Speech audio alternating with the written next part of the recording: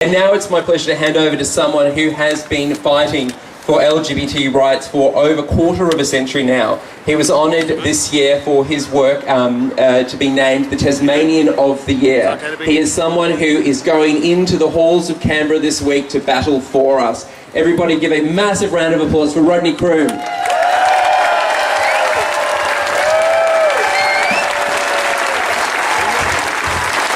Thanks so much, Alex, and thank you all so much for coming along today. In Australia, we are now closer to marriage equality than we have ever been. And with the luck of the Irish, hopefully we'll get there soon.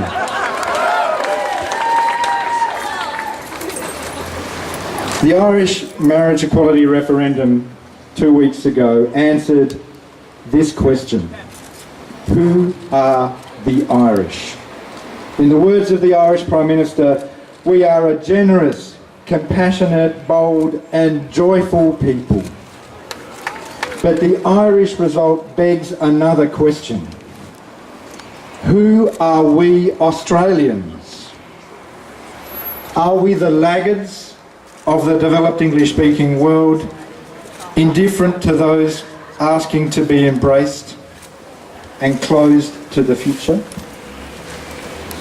Or are we the tolerant, open, fair-minded people we have so often in the past shown ourselves to be? Your answer and my answer is that Australians are generous enough to accept their gay fellow citizens as equals, and open enough to celebrate love and commitment wherever it is found. Poll after poll proves that to be true. So too the thousands of letters to the editor that we're seeing in Australia, callers to Talkback, people on social media, all declaring with one voice, now is the time.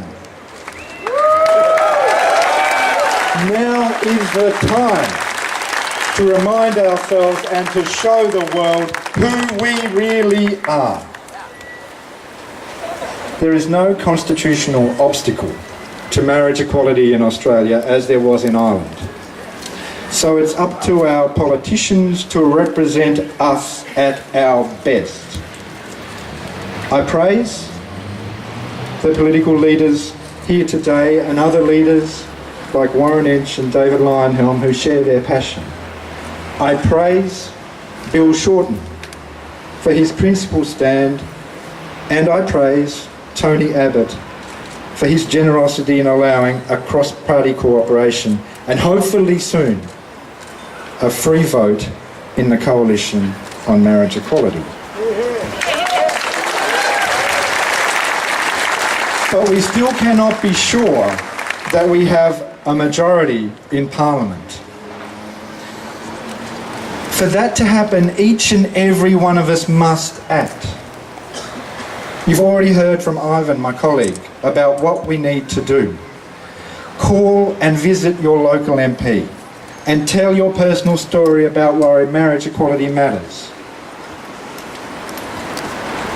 And if your MP already supports, call 5 of your friends and family members in other parts of Australia where MPs have yet to support and urge them for your sake and for the sake of Australia to call and visit their local MP, because that is what will make the difference.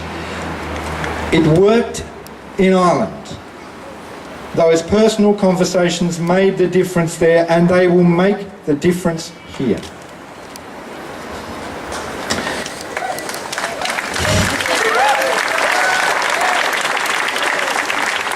To those who say, oh, but I've done everything I can, and I can understand why they feel that way. Or to those who say, it's inevitable. I mean, even Andrew Bolt said it's going to happen. Did I say Andrew Bolt? Andrew Bolt. To those people, I say, don't stop. We are in the final lap of the marriage equality marathon. The crowd is on our side and we can see the finishing post. But the laurel of equality and inclusion could still be snatched by the creeping hands of fear and doubt. Now more than ever, we must find within ourselves the courage, strength, hope and tolerance to finish the race. If you do it not for yourself, then do it for 15-year-old Luke in Logan City, who almost took his life in December because his teacher said gays will infect marriage with their filth. I asked Luke what I should say to you today, and he said, I just want other people to see me as a person with all the same hopes in life that they have. Do it for Lee and Sandra from Devonport, who were married in New Zealand a fortnight ago because Lee may only have a few weeks to live.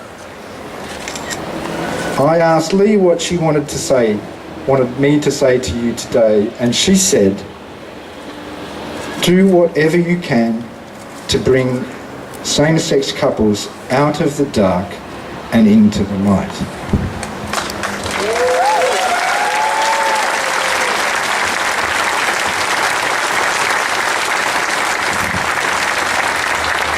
Most of all,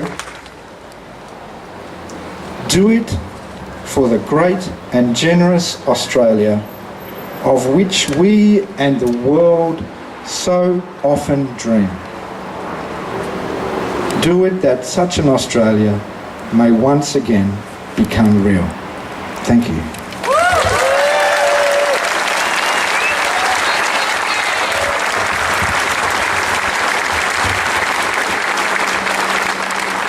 Thank you, Rodney. And I have to take this opportunity of saying that it is an absolute privilege to work alongside you, to work with the team. We are making history on this issue, not just because of the work that we're all doing here, but because of the tireless dedication of people just like Rodney. So a big cheer for Rodney, please.